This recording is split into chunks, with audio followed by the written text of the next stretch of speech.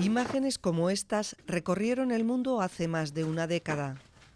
Primero vacas y ovejas y luego algunos humanos desarrollaron enfermedades que afectaban al cerebro. Eran las denominadas encefalopatías espongiformes, generadas por priones, proteínas patógenas que producen la enfermedad y que tienen capacidad de replicarse a sí mismas.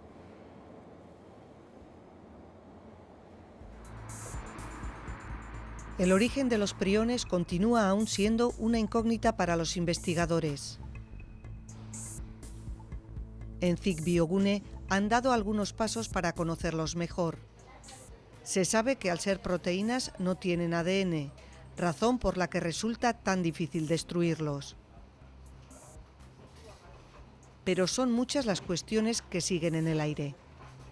La infección de una proteína sana por un prión y su consiguiente conversión en prión patógeno se realiza por simple contacto entre ambas, pero se ignora por qué surge el prión, cómo se produce el contacto para la infección de otras proteínas y cuáles son los parámetros necesarios para que se lleve a cabo la transformación.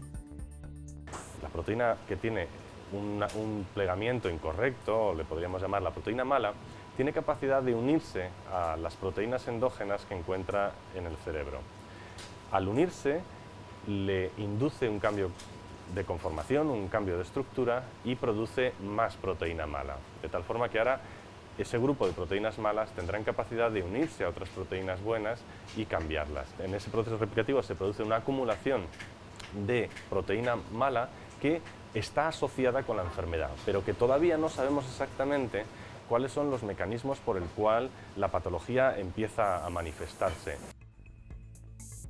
El llamado mal de las vacas locas en bovinos, el Scrapie en ovinos o la enfermedad de Creutzfeldt-Jakobs en humanos son las enfermedades priónicas más conocidas.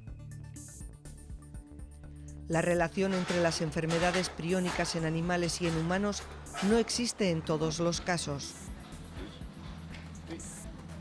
Ha quedado demostrado que el contagio entre especies es posible a veces, por ejemplo, en la encefalopatía espongiforme bovina, pero otras veces, como en el caso del Scrapie ovino o del desgaste crónico de los ciervos, no hay contagio. Esto no significa que con el tiempo no pueda producirse. Todos estamos hablando del virus aviar, el virus de la gripe aviar, el virus de la gripe porcina, bueno, mal llamado gripe porcina, y todos sabemos que esos agentes evolucionan. Los priones tienen la misma capacidad de evolución y siempre estamos abiertos a que aparezca un nuevo prión con una capacidad mayor de infectar no solo a otros animales, sino al humano. La mayoría de las enfermedades priónicas se producen espontáneamente, pero un 10% son genéticas, ya que están relacionadas con la aparición de una mutación en el gen que produce la proteína que se transformará en prión.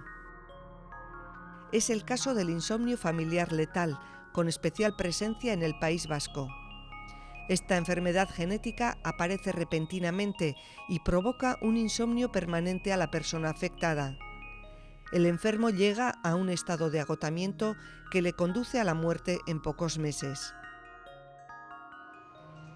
Encontrar los mecanismos de funcionamiento de los priones es la clave para atajar las enfermedades que generan. Las líneas fundamentalmente están enfocadas en conocer los mecanismos por el cual los priones funcionan. En particular, nuestro laboratorio trata de entender qué es lo que hace que un prión tenga capacidad de saltar la barrera a humano, por ejemplo, o un prión bovino, porque es capaz de infectar a humano, pero en cambio un prión ovino, llamado Scrapie, más cotidianamente, no es capaz de infectar a la proteína humana o al humano. Esto es lo que tratamos de entender, porque en este conocimiento encontraremos algo que nos permita imitar muchas veces a la naturaleza para encontrar fármacos que bloqueen, de la misma forma que la naturaleza ha sabido bloquear la capacidad de replicación de unos priones y no de otros, nosotros ahí, aprendiendo de la naturaleza, podremos diseñar nuevos fármacos para utilizarlos como terapia. Los resultados de estas investigaciones podrían aplicarse también en enfermedades como el Alzheimer o el Parkinson, cuyos mecanismos son similares a los de las enfermedades priónicas. En el Alzheimer existe otra proteína, lo que se llama el beta-amiloide, que tiene una capacidad, está mal plegado también, tiene una capacidad de unirse a otras proteínas y también mal plegarlas y acumularse en lo que se llaman formando lo que se llaman las placas de Alzheimer. Y ese mecanismo, que llamaríamos mecanismo priónico, es lo que comparte la enfermedad de Alzheimer. Desafortunadamente no existe tratamiento para ninguna enfermedad priónica que se conoce. Se están haciendo progresos con algunos anticuerpos, pero aún está poco desarrollado. Los investigadores creen que habrá que esperar al menos 5 años para poder lograr una terapia efectiva.